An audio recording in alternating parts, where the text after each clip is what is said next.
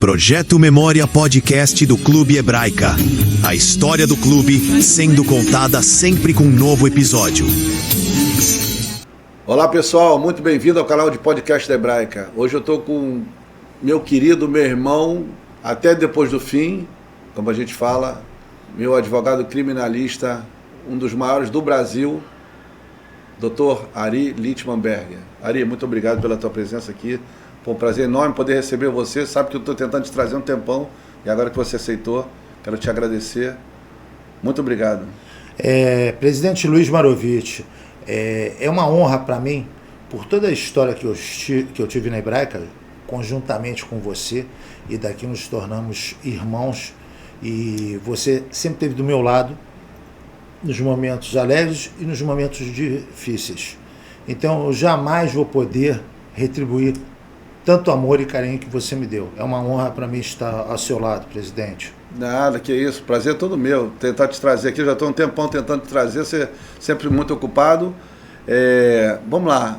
Ari Lichtmanberger, filho de conhecido, nosso saudoso Gerson Berger, e Helena Lichtman, né? Estudou praticamente a vida toda no Liesing, né? Se formou em Direito em 1998. Ari, como é que foi essa história? Teve antes do Direito, depois? Como é que começou essa história do Direito na tua vida? Luiz, você bem conheceu o meu pai, assim como eu conheci seu pai Tobias, a quem eu rendo as maiores homenagens nesse momento. E o meu pai tinha clínicas psiquiátricas, antes mesmo de partir para a carreira política. E nessas clínicas psiquiátricas, ele me levava desde pequeno para assistir os tratamentos, para ver como é que eram as pessoas que tinham esquizofrenia, que tinham problemas psicológicos, que havia naquela época, era uma distorção. Em vez de acolherem essas pessoas que precisam de tratamento, elas eram repelidas pela sociedade e até pelas suas próprias famílias. Então ele começou a me levar e eu resolvi ir para a psicologia, porque meu irmão Ariel, ele quis ser engenheiro, então eu fui tentar para conseguir levar às clínicas psiquiátricas que ele tinha construído. Porém, depois de 4 anos, são 5 anos para se formar, durante 4 anos eu fiz o maior esforço, mas eu vi, não é isso que eu quero. E aí eu remodelei para a advocacia, e dentro da advocacia da universidade é que eu descobri o veio para a advocacia criminal. Eu não conseguiria ser outra coisa se não fosse advogado criminal. Por quê? Porque é a luta pelo bem mais importante, obviamente, após a vida, que é a liberdade do homem, do cidadão, e ali eu soube que eu poderia enfrentar discussões quanto ao antissemitismo, contra qualquer tipo de discriminação que fosse pautada, porque eu estaria preparado, não só do ponto de vista legal, mas do ponto de vista também de força, de energia, de conhecimento, de cultura, e por aí que começou a minha carreira. Então, Ari, você falou de direito, a gente vai voltar para o direito, mas agora eu vou abrir um parênteses aqui. Eu vou jogar para a ponta direita, vamos falar um pouquinho de hebraica, a gente vai chegar no direito novamente. Eu soube que você foi mestre aqui na época do xadrez. Como é que foi essa história aqui na Hebraica com o xadrez com você? Luiz, a Hebraica tem uma história muito bonita.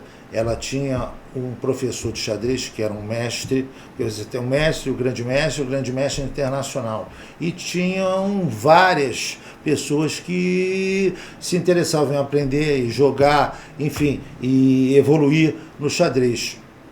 Eu comecei no xadrez na Hebraica, minha avó me deu pequenas aulas, mas aí eu tive um mestre que era o professor da época, que ensinava aqui e coordenava toda a área de xadrez. Nós chegamos, Luiz, a ter um grande mestre internacional, eu não me lembro se foi o Mequinho ou se foi um do exterior, mas ele fez uma simultânea com 150 participantes, ele jogava 150 tabuleiros ao mesmo tempo, que é como são as simultâneas, porque eles são muito preparados. Mas o xadrez é de uma importância muito grande porque ele te dá estratégias, ele te faz o equilíbrio e ele, ao mesmo tempo, ele te ilumina para movimentos e posições que você não vai encontrar em qualquer outro tipo de diversão, de jogo, de esporte. Você veja, o xadrez é visto com uma certa ressalva, porque é esporte que não tem adrenalina, como dizem do golfe também. Sim. O golfista é visto como o esporte do idoso, do velho, mas na verdade é adrenalina pura. O próprio xadrez é adrenalina. Você num embate de posições, de estratégias, com tempo corrido, é um negócio assim fantástico e te abre muito a cabeça e as opções e as variáveis para você viver no dia a dia, enfrentando adversários, que é isso que nós fazemos o tempo todo. Sim. Quem está na advocacia não tem outra opção a não estar preparado para enfrentamentos. Então o xadrez na hebraica, para mim, foi foi de uma importância muito, muito grande. Você participou também na época do escotismo aqui, né? Me lembro. Sim, eu fui escoteiro. E aí, Luiz, eu vou te contar. Foi uma lição de vida, porque o escotismo da hebraica era na hebraiquinha, né? Sim, chega a hebraiquinha. Sim, e era um grupo coeso de 30, 40 pessoas, 30, 40 lobinhos e jovens escoteiros e tal, mas que participavam de todas as competições nacionais. O que acontecia? Era muito engraçado, e você vê que a hebraica te ensina a ser homem, a você ter orgulho de ser judeu, porque se mistura com os ensinamentos que as pessoas tinham, a maioria era do Eliezer e do Liesse, e nós participávamos de campeonatos nacionais, era geralmente na Ilha do Fundão, contra grupos de escoteiros de vários estados, mas a hebraica tinha... No futebol ela ia mais ou menos.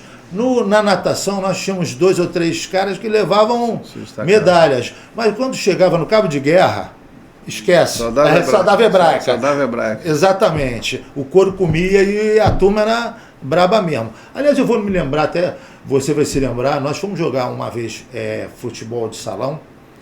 Eu nunca mais me esqueci, Luiz. Você ali deu uma lição de vida, de grandeza, de coragem, que para mim foi muito importante. Nós estávamos jogando, eu não me lembro se era no Mero, era um lugar muito distante. E naquela época não existia essa história de antissemitismo. Os garotos, nós jogávamos contra os outros clubes na bola e tal, brigava, batia e tal, mas estava tudo bem. Sim. E de repente, eu me lembro como se fosse hoje, um sujeito já era mais velho, começa a falar Judas, gritar Judas, mas de uma forma extremamente antissemita. E você sobe o alambrado e parte para cima dele. Quando você partiu para cima dele, foi todo mundo junto para cima dele. E ninguém segurou mais. Então, a hebraica era isso. Nesse caso, você mexeu comigo, porque você mostrou uma coragem. Você foi o primeiro a iniciar. Você era magrinho, pequenininho, mas você pulou o alambrado e foi para dentro do cara. Bons tempos, né? Exatamente. Bons então tempos. A gente não esquece isso. A hebraica ensina isso. Sim. Eu digo o seguinte, o cara que joga pela hebraica, que veste a camisa da hebraica, que tem esse sangue, não você está falando, estou me lembrando, agora estou falando recentemente, que eu falo uns 5, 6 anos atrás, teve um tema de uma escola de samba, acho que a Portela, se eu não me engano, e a Portela ensaiava a comissão de frente aqui na hebraica. E foi falar de judaísmo, uma coisa assim. E eu fui com a bandeira de Israel. E todo mundo falou, cara, você é louco, você vai desfilar com a bandeira de Israel. Eu falei, eu vou desfilar com a bandeira de Israel. Aí botei a bandeira nas costas. E foi campeão. Todo mundo me filmando, mandando foto. Caramba, no dia seguinte tá tudo que é lugar, eu com a bandeira de Israel. Cara, você é louco, não tem medo não? Você não tem medo de nada, amigo. Eu vou vestir, vou até o final. E deu tudo certo. Ari, vamos voltar à parte do direito. Rapaz, a gente sabe que o Ari Berger, em Brasília, é um cara muito conhecido. No Rio de Janeiro, um criminalista hiper conhecido. Você advogou para praticamente os maiores ícones do Rio de Janeiro aqui. Hoje, se a gente for começar a falar, consegue falar 5, 6 pessoas que você advogou e que deu um trabalho, que se destacou? Olha só, nós temos um caso que é icônico, me aproveitando da sua palavra ícone, do seu vocábulo, que foi o caso do Eike Batista. Terminamos prendendo um juiz que estava perseguindo ele, usando os seus bens que estavam apreendidos em proveito próprio. Piano, carro, a Porsche, o helicóptero dele em Angra, o barco, está preso até hoje. Está preso até hoje? Até hoje está preso. Pegou 27 anos. Então nós advogamos para o Eike Batista, que era o homem mais rico do Brasil, era o quinto maior do mundo. Nós tivemos o governador Sérgio Cabral, nós tivemos o Rodrigo Maia enquanto presidente da Câmara. Ele foi por 2 mandatos e meio, um foi tampão. Nós tivemos a JBS no caso de arbitragem, que modificou todo o estilo de arbitragem, porque se anulou uma arbitragem cujo um dos árbitros estava contaminado. E nós fizemos essa investigação, descobrimos que foi anulada.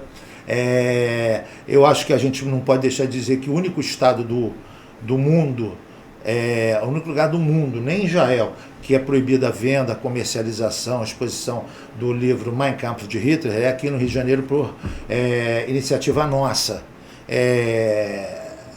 Nós tivemos recentemente o caso daquele cantor, que veio para cá, que se vestia com roupas nazistas. O roqueiro, né? O roqueiro, o John, agora me falha a memória. E ele colocava na sua performance um porco sendo espetado por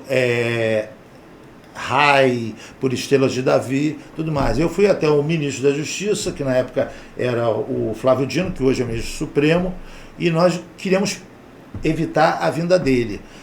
Prender, eu fui a maior para alcançar o que a gente precisava. A gente não queria essa exposição nos shows. Ele fez uma rodada de shows que ia se espalhar pela América Latina, mas na Europa ele já tinha feito o estrago. E aí nós conseguimos obter que ele fizesse os shows, mas sem nenhuma performance. Depois nós conseguimos que na Argentina os hotéis recusassem o Alvear, o Faena, recusassem a sua estadia, a sua hospedagem. Então, nós acabamos com a operação dele aqui na América do Sul. Agora, é trabalhoso o tempo todo, porque nós temos que fazer o dia inteiro, o tempo todo como se fosse enxugar gelo. Mas é muito gostoso, porque é o que eu quero, o que eu gosto. Eu gosto de enfrentar, de brigar contra antissemitas, contra nazistas, neonazistas, supremacistas, enfim, mais ou menos o que a gente faz. Eu sou prova disso, que eu vejo quando o Ari é meu irmão, então eu posso falar aqui, não está mais a pessoa que está entrevistando, está falando do irmão dele aqui. Quando o Ari tem um cliente, o Ari incorpora. Enquanto o Ari não consegue resolver o caso, o Ari não dorme, o Ari vestindo a camisa. Então, esse é o Ari que eu conheço, esse é o Ari mais, acho que é o criminalista hoje mais procurado da comunidade judaica, por ser essa pessoa vibrante, atuante, com conhecimento que, vou te falar, que acho que não tem no Brasil, acho que um advogado com conhecimento e tão querido como é Ari Berger. Ari, olha, eu fico assim... Tem horas que eu falo assim, caramba, não sei como é que o Ari aguenta. Agora, Ari, vamos mudar um pouco de assunto. Comunidade judaica. Como você vê a comunidade judaica hoje, depois desses acontecimentos que a gente vê de uma delicatesse, falando que os judeus não é bem-vindo, um bar na Lapa falando que o americano e um judeu não é bem quisto. E o que você pensa disso? A que ponto chegou? E como é que você vê a comunidade judaica hoje? Luiz, é muito claro para mim, falta liderança. Nós temos uma garotada mais nova que quer fazer o melhor, mas não tem ainda experiência, capacidade e nome para enfrentar em certas situações. E o que é pior? Não há renovação de lideranças na comunidade judaica. Então, é muito fácil. Você está vindo aqui criticar. Não estou criticando, não. Eu estou aplaudindo eles. Só acho o seguinte, tem que escutar, tem que ouvir. Foram 2 erros crassos a forma como enfrentaram isso, até pela imprensa. Eu me posicionei, falo, tenho um diálogo, mas, enfim, eu acho que não há lideranças. E por que não há lideranças, Luiz? Quando a Federação Estadunidense do Estado do Rio de Janeiro não consegue, através de candidatos, pseudo-candidatos, mobilizar a juventude para sequer ter um jovem no conselho, nós estamos falidos. É a falência do sistema educacional religioso judaico. Então, eu acho que se não houver uma união de todas as correntes, e se não tivermos todos juntos para fazer o melhor, para juntar, para ensinar, Hebraica é um exemplo. Se o garoto frequenta Hebraica, ele vai sair daí com outro tipo de cabeça. Ele vai sair com raça, com orgulho de ser judeu. Ele vai querer enfrentar os adversários. Mas não temos nada disso. Hoje o jovem quer ir para a praia, quer encontrar em festa e tal. Normal. A gente fala que É legal, mas e aí? A gente fala que hoje o voluntário é uma espécie em extinção. É muito difícil. Então as pessoas querem procurar a gente aqui, falam assim, quanto pagam? Eu falo, pô, vem me ajudar, a gente precisa de ajuda, vamos nos unir. Ah, mas paga quanto? Eu falo, não, aqui não paga, aqui é voluntário. Aí as pessoas, tá bom, vou ver, depois eu te falo. É difícil. Você está tocando, desculpa, o Rogério Chora, outro dia conversando comigo, nós citamos você, ele deu a largada, falando teu nome, e aí ele falou uma coisa assim, esquece a geração de você, de Luizinho, acabou, não tem mais voluntário. É difícil, é difícil. A gente tem aqui, a gente fala o seguinte, Ari, a Hebraica do Rio é uma Hebraica pré-pago. O que acontece? Hoje o movimento, o clube está lotado aqui, né? Hoje nós estamos com o clube cheio, mas as pessoas vêm, frequentam, pagam para frequentar e vão embora. As pessoas não querem se associar. É o contrário da Hebraica de São Paulo, onde é uma Hebraica pós-paga. Porque só tem um clube, todo mundo são praticamente 30 mil sócios, pagantes, pagam caro, mas se quiser estar na comunidade, tem que frequentar a Hebraica. Aqui no Rio de Janeiro você tem a praia, os condomínios hoje, até o Shlomo falou, eu fui parte que botei piscina, fiz aquelas academias mirabolantes. Então hoje o carioca tem a praia, tem a piscina, tem Teresópolis, enfim. Chega o final de semana, cada um vai para o seu lado. A gente sabe que hoje em dia a gente tem muito casamento misto também, que as pessoas não conhecem a comunidade. Hoje, para ir para uma marrané, seja o marido ou a mulher que não conhece, até passar essa barreira de frequentar ou do filho frequentar, é difícil, não entendem nada. Eu me lembro que até o próprio filho meu, quando foi a primeira vez, vai voltar todo mordido, vai para um acampamento, como é que é isso? A pessoa não entende. Depois que entendeu, opa, incorporou, vai embora. Mas esse início é uma barreira que as pessoas têm que passar. Eu vejo da mesma forma que você falou, a comunidade hoje não tem voluntário, e qual o legado que a gente está deixando? A gente vai deixar pronto para eles, mas até que ponto? Porque a gente não vê jovem nas instituições. A gente não, você vê, qual o último jovem que assumiu uma instituição? Não tem. Graças a Deus, agora o Betar está vindo para a Hebraica. Então, a partir do mês que vem, o Betar, o movimento juvenil, está vindo para a Hebraica. Quem sabe, daí sai um jovem para vir atuar com a gente, tentar começar a mexer, e aí eu deixar o legado para eles tocarem. É difícil. Mas, Ari, vamos voltar de novo ao direito. Teu primeiro escritório foi aonde? Como é que você começou? Na verdade, eu estagiei com o Remo Lainetti, que depois se tornou praticamente um avô, era um dos maiores nomes da advocacia criminal. Era aquela época que era Humberto Teles, Evaristo, Evandro e tal. Ele era dessa safra e dessa... Safra do Bermudes, não? O Bermudes ainda era novo. O Bermudes era mais novo que eles. Mas pegou. Eu peguei como estagiário. E aí eu trabalhei com ele na Nilo Peçanha e depois fui abrir o meu... Fiquei 6 meses em casa. Você trabalhou com o Sender também, com o Sérgio Sender. Sim, o Sender foi uma pessoa que me ajudou muito, porque ele tinha um escritório, tinha um espaço que ele já não estava mais usando e ele me permitiu usar. Porque quando eu saio do Remo, fico em casa 6 meses. Estava indo de casa, correndo atrás de cliente e tal. Dei uma sorte. E o nome que eu peguei um caso que na época foi um caso gigantesco, que era do dono da Atlantic Tour, que era uma era uma Câmbio. casa de câmbio que patrocinava a seleção brasileira de vôlei feminino, e caiu no meu colo no final de semana, e o advogado dele, que era um grande nome, não quis atender e voltar de Angra dos Reis. Isso veio para mim e não saiu mais. E dali eu começo. Aí veio o Sérgio, que me ajuda, eu fico durante algum tempo com ele, e depois parto para o meu escritório, que foi na Rio Branco. Eu me lembro que meu pai falou assim, aquele jeito que você conhece da turma das antigas, né? Falou assim, mas meu filho, abre na Lapa, abre na Presidente Vargas. Eu falei, não, pai, eu tenho que abrir no melhor lugar. Se eu vou conseguir pagar, depois eu vou ver. Mas eu preciso estar no meu melhor lugar, porque vai ser meu estandarte, minha vitrine.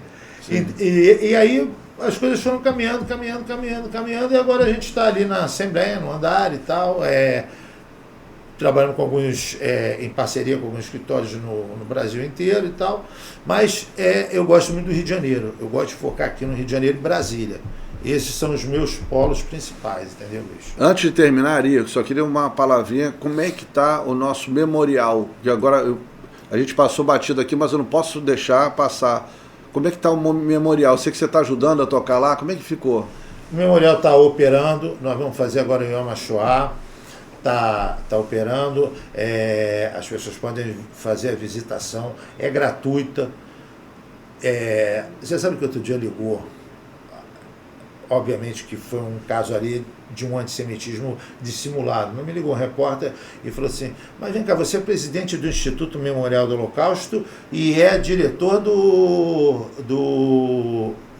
da Associação Memorial do Holocausto. Não há um conflito? Eu falei assim, tem dinheiro público? Aí, ué, não atende a prefeitura? Não. É proibido receber dinheiro público. Desculpa. Eu falei, já entendi, quem informou a você, informou errado, mas você veio para mim, porque a pessoa quis construir uma narrativa e que você nem tinha conhecimento. Que conflito que há? Eu só estou me dando. Então, Luiz, o memorial está indo muito bem, é ótimo essa ligação, essa cobrança, porque a gente pode... As escolas podem visitar? Como é que pode? Como é que faz? Todas as escolas também não judaicas vão, o Santo Inácio vai, Eleva vai... Todas as escolas vão. Obviamente que a gente quer também as escolas judaicas. Para quem não sabe, o Memorial do Holocausto fica no Mirante. Mirante do Pasmado. Do Pasmado, um lugar espetacular, espetacular. Se você não foi, não conhece, você que é fã do judaísmo, do evangélico, ou não seja católico, você tem outra religião. É um turismo religioso, exatamente. É uma história de vida que o memorial passa para as pessoas que não tem, de repente não tem noção ou não vivenciaram aquilo. Então ali você realmente vai se emocionar, vai conhecer um pouquinho mais no Rio de Janeiro, um Rio de Janeiro fantástico, onde de repente nem é tão divulgado assim. Esse é o momento agora que o Ari tá tocando, ajudando lá de forma voluntária, tirando, a gente sabe que você tira dinheiro do teu bolso, vários empresários da nossa comunidade também ajudando a não deixar a vela para se apagar. Então, Ari, e entre em contato, qual o telefone, tem e-mail, como é que funciona? Olha só, é só entrar pela internet na Memorial do Holocausto Rio de Janeiro, que é o maior da América Latina e o mais moderno do mundo, que você pode agendar pela própria internet a sua visitação. Entendi.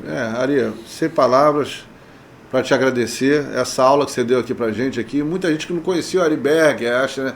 Ari Berger é esse cara com um coração gigante, que abraça todo mundo, é uma pessoa, quem não conhece, não tem noção, é uma pessoa que as pessoas acham, fazem o Ari Berger, criminalista, cuidado, tem medo. Não, esse cara é um cara que tem um coração que eu vou te falar, dos poucos amigos meus que eu tenho, que tem um coração tão grande como o Ari Berger. É um cara fantástico, é uma pessoa que ajuda toda a comunidade judaica, não só a comunidade judaica, tá? Trabalha como voluntário, a gente sabe, para muita gente.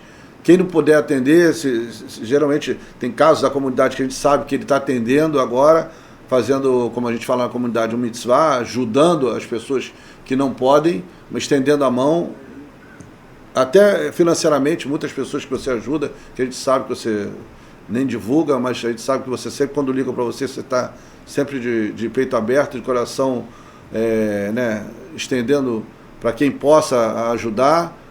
Ari, sem palavras, eu quero deixar aqui o microfone e as câmeras do nosso podcast para as tuas considerações finais junto a gente. Luiz Felipe, eu jamais poderei realmente devolver tanto carinho, tanto amor, tantas coisas que você fez por mim durante a minha vida. Então, até me emociono. Eu quero dizer o seguinte, Luiz, o judaísmo é a única coisa que eu tenho como razão de viver, como minha bússola. Então, enquanto eu puder fazer isso, eu vou fazer. Mesmo que não queiram, por vaidade, por outra questão que seja, eu vou continuar fazendo. E eu vou estar sempre sabendo que eu tenho comigo você. Tá ótimo, Ari. Quero te agradecer mais uma vez. Muito obrigado por tudo que você faz pela comunidade, pela Hebraica, por todos nós, as pessoas de bem que estão sempre ao teu lado. Muito obrigado. Shalom, Ari. Valeu. Sem Shalom. palavras, meu irmão. Shalom. Tamo junto. Shalom.